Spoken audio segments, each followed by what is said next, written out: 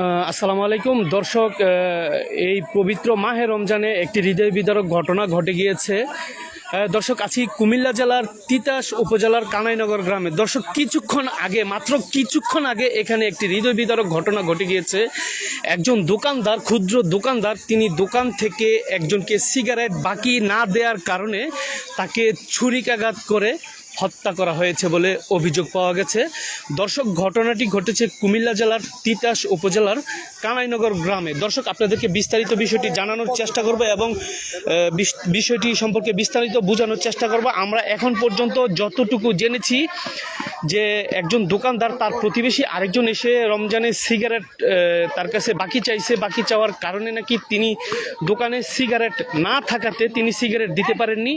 এই নিয়ে বাকবিতন্ডার এক পর্যায়ে তিনি এবং তার ভাই এবং তার আত্মীয় স্বজনকে নিয়ে এসে দোকানদারকে ধরে উপর্যুপরি দোকানদারের ওপরে হামলা চালায় এবং হামলার এক পর্যায়ে হাতে থাকা ছুরি দিয়ে দোকানদারকে আঘাত করলে দোকানদার কিন্তু এই জায়গায় নিহত হয়। দর্শক, ভিডিওটি শেয়ার করবেন সর্বোচ্চ।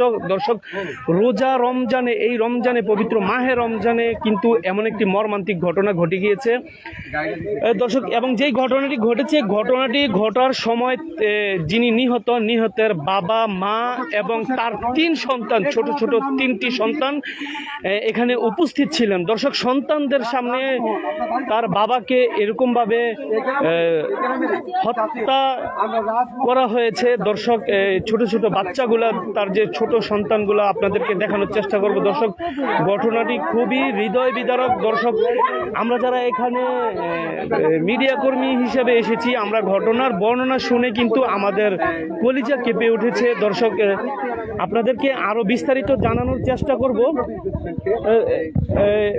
চাচি, আরেকটু যদি বলেন কি হয়েছে ঘটনাটা, আরেকটু যদি বলেন।